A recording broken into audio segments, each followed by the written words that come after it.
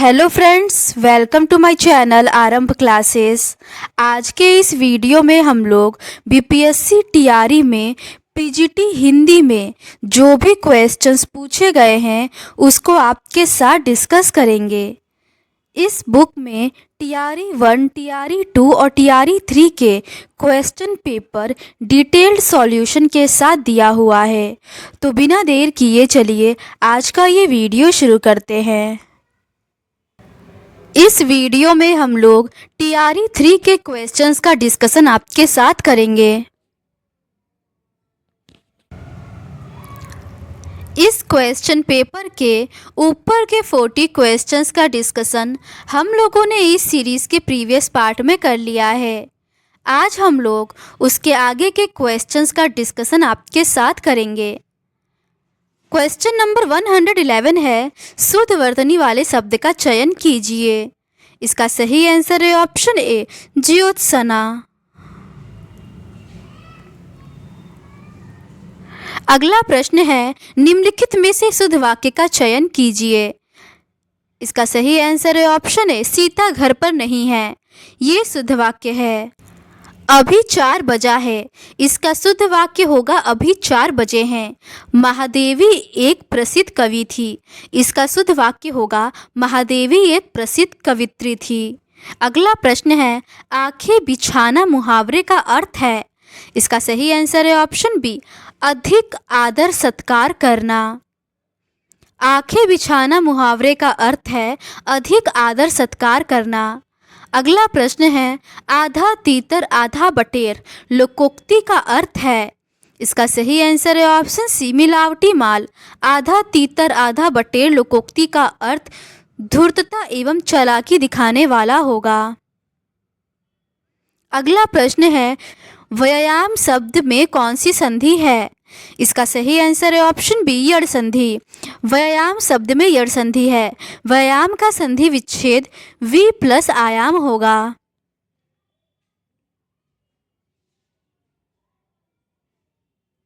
अगला प्रश्न है, कीर्तिलता के रचनाकार हैं। इसका सही आंसर है ऑप्शन ए, विद्यापति। कीर्तिलता के रचनाकार विद्यापति हैं। विद्यापति ने कीर्तिलता की रचना अवहट भाषा भृंगी संवाद के रूप में की है। विद्यापति के गुरु का नाम पंडित हरि मिश्र था। विद्यापति तिरहुत के राजा शिव सिंह और कीर्ति सिंह के राजदरबारी कवि थे। विद्यापति शैव संप्रदाय के कवि थे। हजारी प्रसाद द्विवेदी ने विद्यापति को श्रृंगार रस के सिद्ध वाक कवि कहा है। बच्चन सिंह ने विद्यापति को हिंदी का जाति कवि कहा है। भाषा की दृष्टि से विद्यापति द्वारा रचित ग्रंथ इस प्रकार हैं। संस्कृत में शैव सर्वस्व सार, गंगा वाक्यावली, दुर्गा भक्त तरंगिणी, भू परिक्रमा, दान वाक्यावली, पुरुष परीक्षा, विभाग सार, लिखनावली, गया पतलक, वर्ण कृत्य। अवहट में कीर्तिलता, कीर्ति पताका, मैथिली में पदावली और गौरक्ष विजय। विभिन्न विद्वानों ने विद्यापति को श्रृंगारी भक्त एवं रहस्यवादी कवि माना है।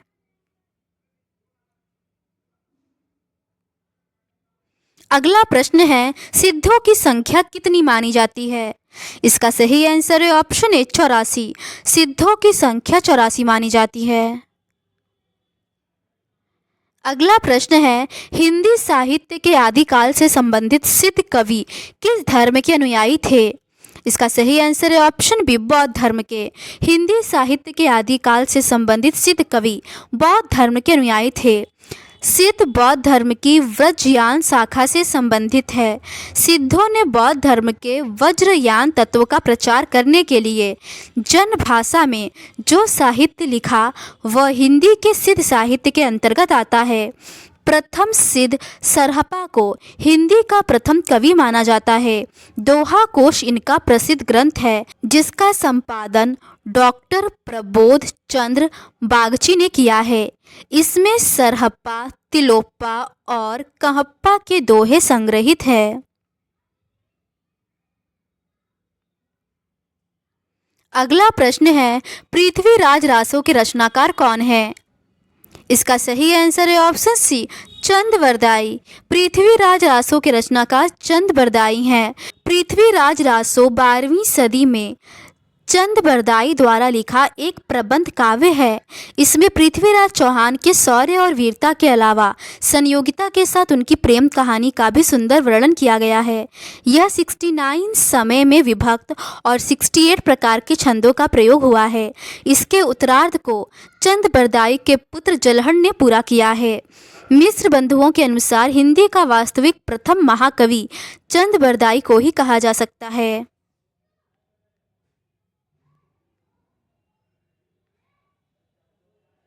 अगला प्रश्न है, नाथों की संख्या कितनी मानी गई है?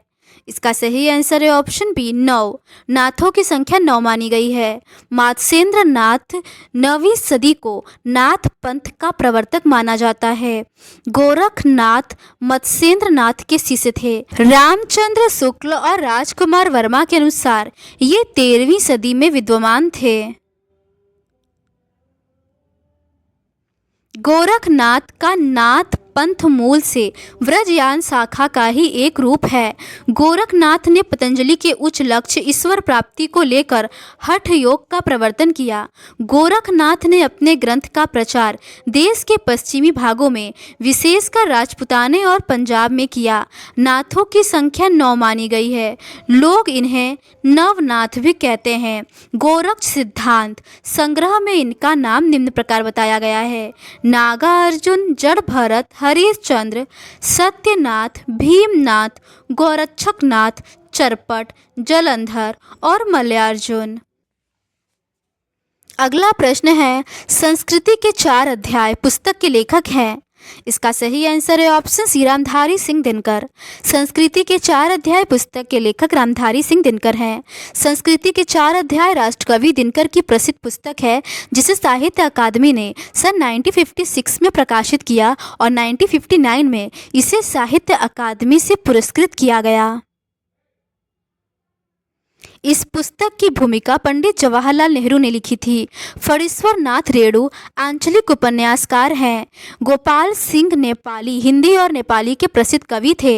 इन्होंने बम्बईया हिंदी फिल्मों के लिए गाने भी लिखे। ये एक पत्रकार भी थे। इन्होंने रतलाम टाइम्स, चित्रपट, सुधा और योगी नामक 4 पत्रिकाओं का संपादन भी किया। अगला प्रश्न है, हिंदी साहित्य का इतिहास पुस्तक के लेखक हैं। इसका सही आंसर है ऑप्शन बी, आचार्य रामचंद्र शुक्ल। हिंदी साहित्य का इतिहास पुस्तक के लेखक आचार्य रामचंद्र शुक्ल है। यह ग्रंथ मूलतः नागरी प्रचारिणी सभा में प्रकाशित हिंदी शब्द सागर की भूमिका के रूप में लिखा गया था। इस भूमिका को हिंदी साहित्य का विकास नाम दिया गया है। इसमें रचनाकारों के इतिवृत्त की बजाय उनके रचनात्मक वैशिष्ट्य पर अधिक बल दिया गया है। यह 1929 में प्रकाशित हुआ था। इस पुस्तक में 1000 कवियों और लेखकों को शामिल किया गया है। सर्वप्रथम शुक्ल ने साहित्य इतिहास को आलोचना से पृथक किया तथा अपने विकासवादी एवं वैज्ञानिक दृष्टिकोण का परिचय दिया। आचार्य शुक्ल ने काल विभाजन के अंतर्गत हिंदी साहित्य के 900 वर्षों के इतिहास को 4 सुस्पष्ट काल खंडों में विभक्त किया है। आदिकाल, इसे वीरगाथा काल भी कहते हैं, ये 1050 से 1375 तक था। पूर्व मध्यकाल, इसे भक्ति काल भी कहते हैं, ये 1375 से लेकर 1700 तक था। उत्तर मध्यकाल, इसे रीति काल भी कहते हैं, ये 1700 से लेकर 900 ईस्वी तक था। आधुनिक काल, इसे गद्य काल भी कहते हैं, ये 1900 से लेकर 1984 तक था। रामचंद्र शुक्ल ने अपने इतिहास में पहली बार कवियों और साहित्यकारों के जीवन चरित्र संबंधी इतिवृत्ति के स्थान पर उनकी रचनाओं के साहित्यिक मूल्यांकन को प्रमुखता दी। हजारी प्रसाद द्विवेदी ने 3 इतिहास ग्रंथों की रचना क्रमशः हिंदी साहित्य की भूमिका 1940 में, हिंदी साहित्य उद्भव और विकास 1952 में और हिंदी साहित्य का आदिकाल 1952 में की। आचार्य द्विवेदी ने अपने इतिहास में परंपरा की निरंतरता का अनुशीलन करते हुए एक व्यापक इतिहास दर्शन की भूमिका तैयार की। अगला प्रश्न है, सिख धर्म के प्रवर्तक गुरु हैं। इसका सही आंसर है ऑप्शन सी, गुरु नानक। गुरु नानक देव सिख संप्रदाय के मूल प्रवर्तक एवं आदि गुरु थे। गुरु नानक देव की प्रमुख रचनाएं जपू जी, आस दीवार, रहीरास और सोहिला गुरु ग्रंथ साहिब में संकलित है। जपूजी नामक दर्शन का सार तत्व है। गुरु नानक देव की पत्नी का नाम सुलक्षणी था तथा इसके 2 पुत्र थे, श्री चंद्र और लक्ष्मी चंद। श्री चंद उदासी संप्रदाय के प्रवर्तक थे। अगला प्रश्न है, रामचरितमानस में कितने कांड हैं? इसका सही आंसर है ऑप्शन बी, 7। रामचरितमानस में 7 कांड हैं। वे हैं बालकांड, अयोध्या कांड, अरण्य कांड, किष्किंधा कांड, सुंदर कांड, लंका कांड और उत्तरकांड। अयोध्या कांड को रामचरितमानस का हृदय स्थल कहा जाता है। रामचरितमानस की रचना गोस्वामी जी ने स्वांतः सुखाय के साथ साथ लोकहित एवं लोक मंगल के लिए किया है। रामचरितमानस पर सर्वाधिक प्रभाव अध्यात्म रामायण का पड़ा है। तुलसीदास ने सर्वप्रथम मानस को रसखान को सुनाया था। रामचरितमानस की प्रथम टीका अयोध्या के बाबा रामचरण दास ने लिखी।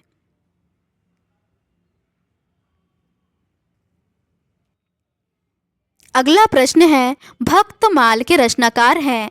इसका सही आंसर है ऑप्शन ए, नाभादास। भक्त काल के रचनाकार नाभादास हैं।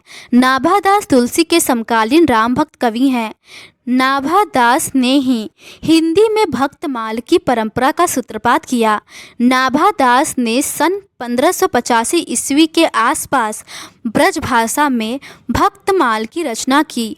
भक्तमाल में 200 कवियों का जीवन वृत्त और उनकी भक्ति की महिमा सूचक बातों को 316 छप्पयों में लिखा गया है। अगला प्रश्न है, बरवे नायिका भेद के रचनाकार हैं? इसका सही आंसर है ऑप्शन बी, रहीम। बरवे नायिका भेद के रचनाकार रहीम हैं। रहीम हिंदी, संस्कृत और फारसी के पंडित थे। भारतीय संस्कृति के प्रति इन्हें गहरा अनुराग था। ये अकबर के दरबार के सम्मानित सदस्य थे। रहीम दास का मूल नाम अब्दुल रहीम खान खाना था। इनकी रचनाओं की खोज सर्वप्रथम भरतपुर के माया शंकर याज्ञिक ने किया। बरवे नायिका भेद अवधी भाषा में लिखा प्रथम रीति निरूपक ग्रंथ है। इनकी रचना संस्कृत के भानु दत्त की रसमंजरी के आधार पर हुई है। रस खान का मूल नाम सैयद इब्राहिम था।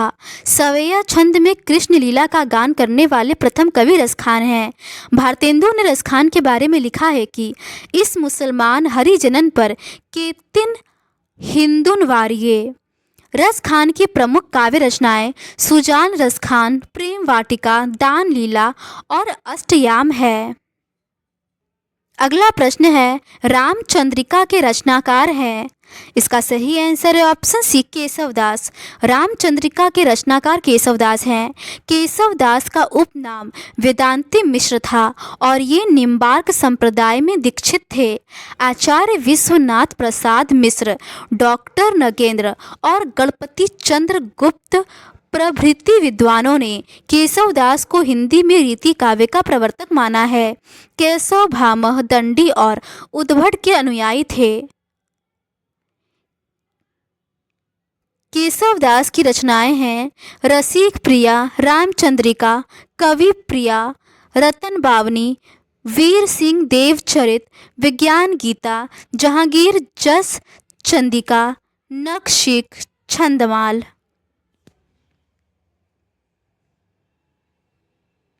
अगला प्रश्न है, रीति काल के कवि हैं? इसका सही आंसर है ऑप्शन ए, बिहारी। बिहारी रीति काल के रीति सिद्ध कवि हैं। रामचंद्र शुक्ल ने बिहारी को रसवादी और डॉक्टर नगेंद्र ने ध्वनिवादी स्वीकार किया है। बिहारी के गुरु नरहरिदास थे। ये निम्बार्क संप्रदाय में दीक्षित थे। बिहारी की एकमात्र रचना बिहारी सतसई दोहा छंद में रचित है। इनकी भाषा परिनिष्ठित साहित्यिक ब्रज भाषा है। बिहारी लाल के समस्त दोहों की संख्या 719 है, किंतु जगन्नाथ दास रत्नाकर ने इनके दोहों की संख्या 713 माना है। बिहारी सतसई पर हिंदी में 50 से अधिक टीका प्राप्त है। बिहारी लाल के पुत्र कृष्णलाल कवि ने बिहारी सतसई की टीका सर्वप्रथम सवेया छंद में ब्रज भाषा में लिखा। जॉर्ज ग्रियर्सन के अनुसार यूरोप में बिहारी सतसई के समकालीन कोई रचना नहीं है। बिहारी को राधाचरण गोस्वामी ने पीयूष वर्षी मेघ तथा रेड रेंड एडविन ग्रिब्स ने शब्दों का चतुर प्रयोक्ता मात्र कहा है। बिहारी के काव्य को पद्म सिंह शर्मा ने शक्कर की रोटी कहा। अगला प्रश्न है, रानी केतकी की कहानी किसकी रचना है? इसका सही आंसर है ऑप्शन सी, इंसा अल्लाह खां। रानी केतकी की कहानी इंसा अल्लाह खां की रचना है। इंसा अल्लाह खां ने रानी केतकी की कहानी या उदयभान चरित्र की रचना सन 1798 से लेकर 1803 ईस्वी के बीच में की। रानी केतकी की कहानी से सर्वप्रथम खड़ी बोली गद्य साहित्य में लौकिक श्रृंगारमय प्रेमाख्यानक परंपरा का सूत्रपात हुआ। शैली की दृष्टि से रानी केतकी की कहानी हास्य प्रधान है। यह हिंदी की पहली मौलिक लिखित गद्य कथा है। खड़ी बोली गद्य को एक साथ आगे बढ़ाने वाले 4 महानुभाव हुए हैं। मुंशी सदासुख लाल नियाज, सैयद इंसा अल्लाह खां, सदल मिश्र और लल्लूलाल। सदासुख लाल नियाज और इंसा अल्लाह खां का संबंध फोर्ट विलियम कॉलेज के साथ नहीं था।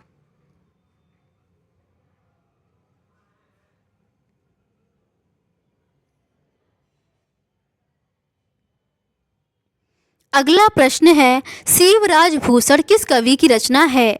इसका सही आंसर है ऑप्शन ए भूषण। भूषण रीति काल के रीतिबद्ध काव्य परंपरा के कवि हैं। ये वीर रस के कवि हैं।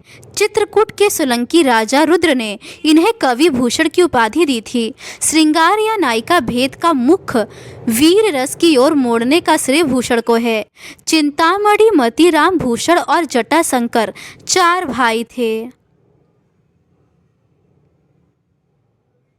भूषण की रचनाएं हैं शिवराज भूषण, शिवा बावनी, छत्रसाल दशक, भूषण उल्लास, दूषण उल्लास, भूषण हजारा। चिंतामणि की रचनाएं हैं कवि कुल, कल्पतरु, रस विलास, श्रृंगार मंजरी, छंद विचार, कवित विचार, रामायण, कृष्ण चरित, काव्य विवेक, काव्य प्रकाश। ठाकुर रीतिकाल के रीति मुक्त काव्य धारा के कवि हैं।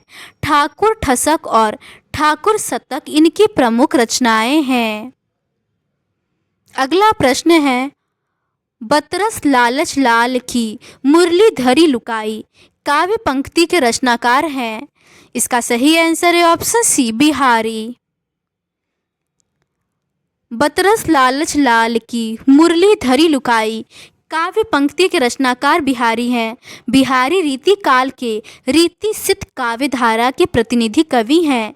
बिहारी की एकमात्र रचना बिहारी सतसई दोहा छंद में रचित है। इनकी भाषा परिनिष्ठित ब्रज भाषा है। बिहारी लाल के समस्त दोहों की संख्या 719 है। अगला प्रश्न है, परीक्षा गुरु उपन्यास के लेखक हैं। इसका सही आंसर है ऑप्शन बी, लाला श्रीनिवास दास। परीक्षा गुरु उपन्यास के लेखक लाला श्रीनिवास दास हैं। लाला श्रीनिवास कृत परीक्षा गुरु को आचार्य रामचंद्र शुक्ल अंग्रेजी के ढंग का हिंदी का पहला मौलिक उपन्यास माना है। परीक्षा गुरु की कथा का घटनाकाल केवल 5 दिनों का है। यह प्रकरणों में विभक्त है। इस उपन्यास में उन्होंने मदन मोहन नामक एक रईस के पतन और फिर सुधार की कहानी है। पूरा उपन्यास नीतिपरक और उपदेशात्मक है। इसमें जगह जगह इंग्लैंड और यूनान के इतिहास से दृष्टांत दिए गए हैं। ये दृष्टांत मुख्यतः ब्रज किशोर के कथनों में आते हैं।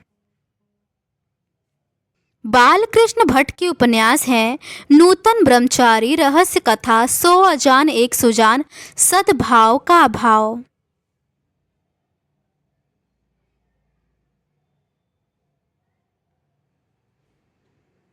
अगला प्रश्न है, भारत भारती किस कवि की रचना है? इसका सही आंसर है ऑप्शन ए, मैथिली शरण गुप्त। भारत भारती मैथिली शरण गुप्त की रचना है। मैथिली शरण गुप्त द्विवेदी युग के प्रतिनिधि कवि हैं। खड़ी बोली कविता को लोकप्रिय बनाने में इनका योगदान असाधारण है। ये धर्म की विशिष्ट द्वैतवादी विचारों में, गांधीवादी और साहित्य में अभिधावादी हैं। गुप्त जी का पहला महत्वपूर्ण काव्य भारत भारती है। हिंदी भाषा भाषी क्षेत्र में व्यापक स्तर पर राष्ट्रीय सांस्कृतिक चेतना जगाने का कार्य अकेले भारत भारती ने किया। गुप्त जी को भारत भारती रचना की मूल प्रेरणा मुसद्दस्से हाली तथा ब्रजमोहन दत्तात्रेय कैफीकृत भारत दर्पण पुस्तक से प्राप्त हुई। इन्हें भारत भारती लिखने पर महात्मा गांधी ने राष्ट्र कवि की उपाधि दी। मैथिली शरण गुप्त के प्रमुख काव्य ग्रंथ हैं रंग में भंग, जयद्रथ वध, किसान, विकट भट्ट, गुरुकुल, साकेत, भारत भारती, झंकार, यशोधरा, द्वापर, जय भारत, विष्णुप्रिया, सिद्धराज, हिंदू, पंचवटी आदि। अगला प्रश्न है गोदान उपन्यास के उपन्यासकार हैं। इसका सही आंसर है ऑप्शन बी प्रेमचंद। गोदान उपन्यास के उपन्यासकार प्रेमचंद है। उपन्यासकार के रूप में प्रेमचंद्र का हिंदी में प्रवेश सेवा सदन के साथ हुआ। इन्होंने अपना पहला उपन्यास धनपत राय के नाम से, दूसरा नवाब राय के नाम से और अंतिम प्रेमचंद्र के नाम से लिखा था। धनपत राय को प्रेमचंद्र नाम उर्दू पत्र जमाना के संपादक दया नारायण निगम ने दिया था। प्रेमचंद्र ने आदर्शोन्मुख यथार्थवादी उपन्यास लेखन की परंपरा का प्रवर्तन किया।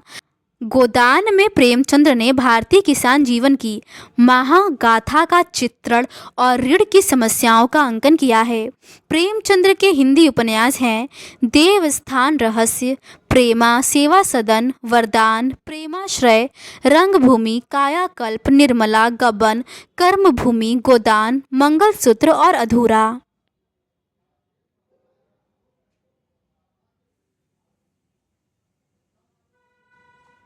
अगला प्रश्न है छायावाद का समय प्रायः माना जाता है।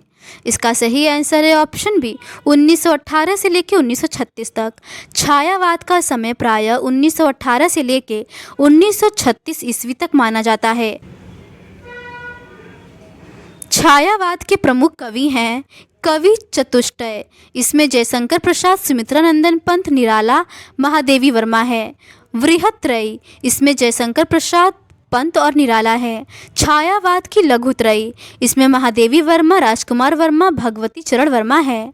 अगला प्रश्न है संसद से सड़क तक किसकी रचना है। इसका सही आंसर है ऑप्शन सी सुदामा पांडे धूमिल। संसद से सड़क तक सुदामा पांडे धूमिल की रचना है। सुदामा पांडे धूमिल की अन्य रचनाएं हैं संसद से सड़क तक, कल सुनना मुझे, सुदामा पांडे की प्रजातंत्र। दिनकर की रचनाएं हैं रेणुका, हुंकार, रसवंती, द्वंद्व गीत, कुरुक्षेत्र, सामधेनी, रश्मिरथी, नील कुसुम, उर्वशी, परशुराम की प्रतीक्षा, आत्मा की आंखें, हारे को हरि राम, धूप और धुआं, नीम के पत्ते, इतिहास के आंसू।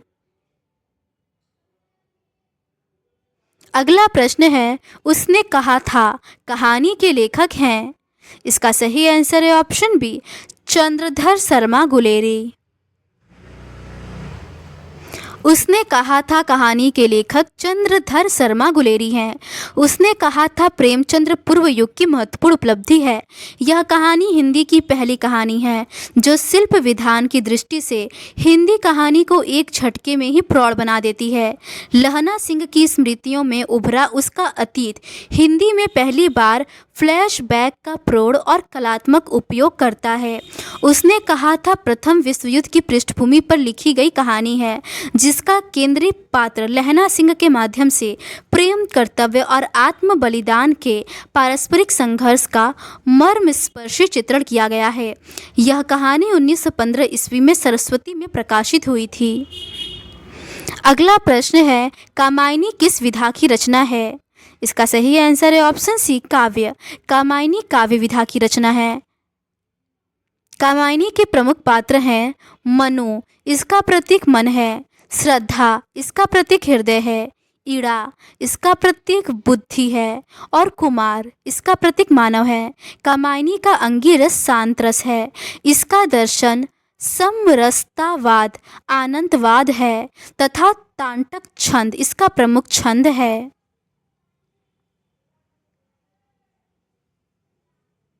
जयशंकर प्रसाद के काव्य संग्रह हैं उर्वशी, वन मिलन, प्रेम राज्य, अयोध्या का उद्धार, शोकोच्छ्वास, बभ्रुवाहन, कानन कुसुम, प्रेम पथिक, महाराणा का महत्व, चित्राधार, झरना, आंसू, लहर, कामायनी।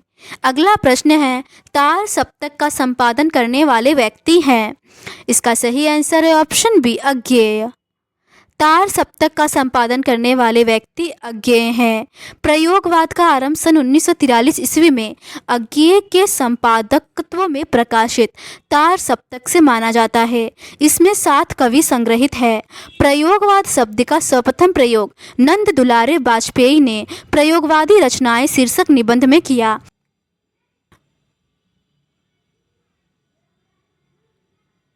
अगला प्रश्न है तीसरी कसम कहानी के लेखक हैं। इसका सही आंसर है ऑप्शन सी फणीश्वर नाथ रेणु। तीसरी कसम कहानी के लेखक फणीश्वर नाथ रेणु हैं। फणीश्वर नाथ रेणु के कहानी संग्रह है ठुमरी, आदिम रात्रि की महक, अग्निखोर, एक श्रावणी दोपहर की धूप, अच्छे आदमी।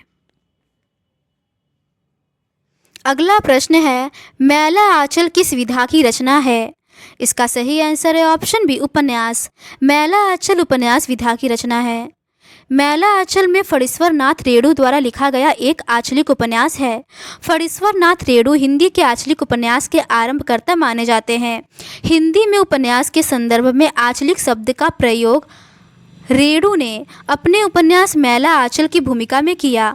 इस उपन्यास में पूर्णिया जिले के मेरीगंज गांव को कथा का केंद्र बनाया गया है।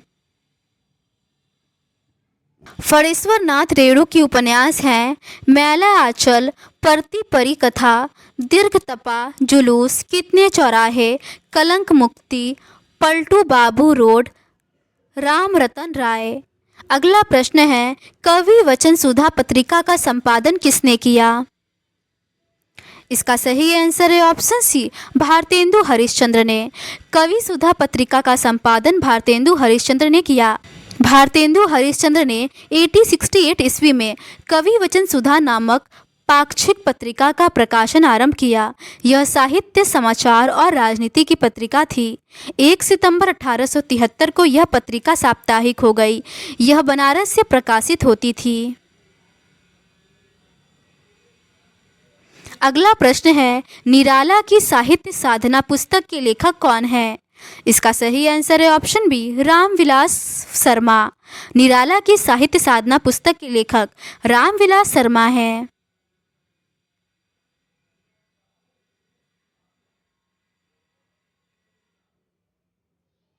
शुक्ल जी की रचनाएं हैं गोस्वामी तुलसीदास, जायसी ग्रंथावली, भ्रमर गीत सार, हिंदी साहित्य का इतिहास, काव्य में रहस्यवाद और रस मीमांसा। अगला प्रश्न है सतपुड़ा के जंगल किसकी रचना है। इसका सही आंसर है ऑप्शन बी भवानी प्रसाद मिश्र की।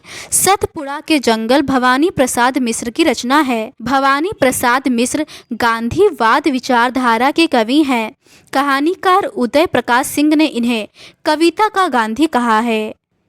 भवानी प्रसाद मिश्र के काव्य संग्रह है गीता फरोश, चकित है दुख, अंधेरी कविताएं, गांधी पंचशती, बुनी हुई रस्सी, खुशबू के शिलालेख, तू उसकी आग, कालजयी इत्यादि।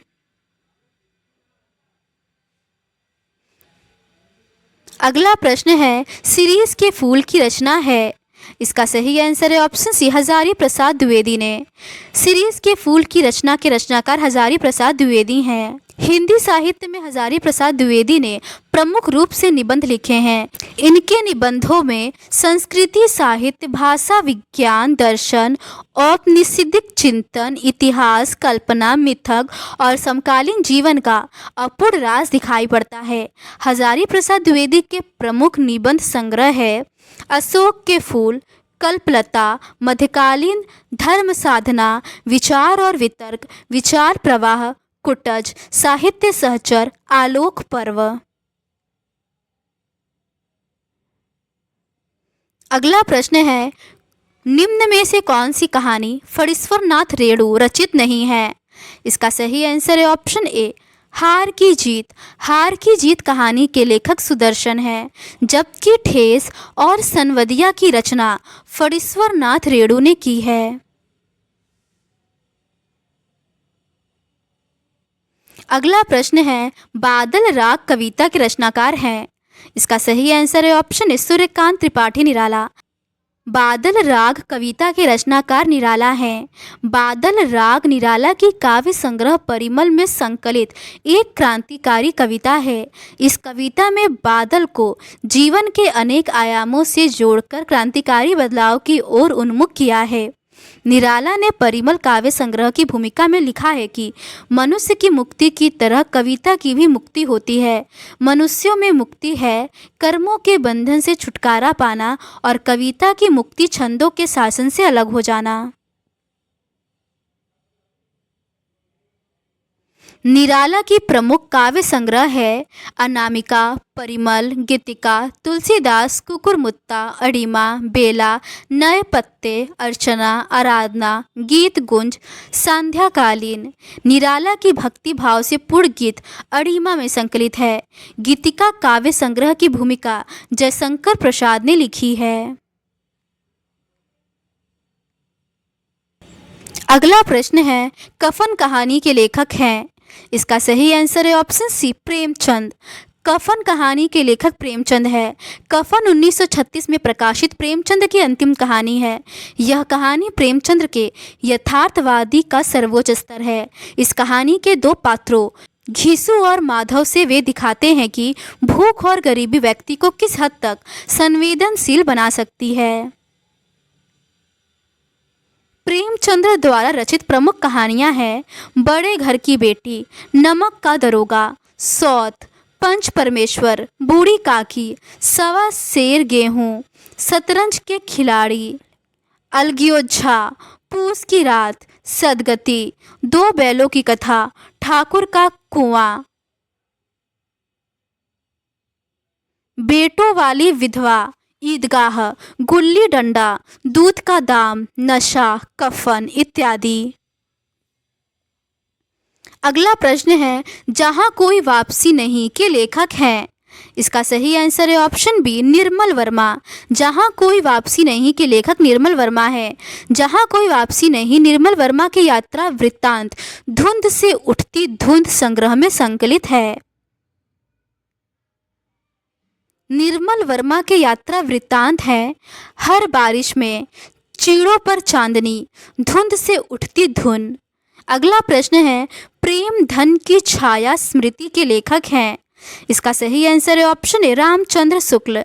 प्रेम धन की छाया स्मृति के लेखक रामचंद्र शुक्ल हैं। प्रेम धन की छाया स्मृति में शुक्ल जी ने बताया है कि किस प्रकार उनका रुझान हिंदी भाषा एवं साहित्य की तरफ बढ़ा। इनका बचपन साहित्यिक परिवेश से परिपूर्ण था। इन्होंने बचपन से ही भारतेंदु तथा उनके साथी रचनाकारों का सानिध्य पाया तथा साहित्य का रसास्वादन किया। प्रेम धन के व्यक्तित्व ने लेखक मंडली को किस प्रकार आकर्षित और प्रभावित किया, इसकी झांकी भी यहाँ मिलती है। तो आज के इस वीडियो में बस इतना ही। इस तरीके से हम लोगों ने टीआरई 1, टीआरई 2 और टीआरई 3 में पूछे गए हिंदी के सभी क्वेश्चंस का डिस्कशन आपके साथ कर लिया है। अगर आपको ये सीरीज़ पसंद आती है तो please do subscribe to my channel and like this video. Thank you.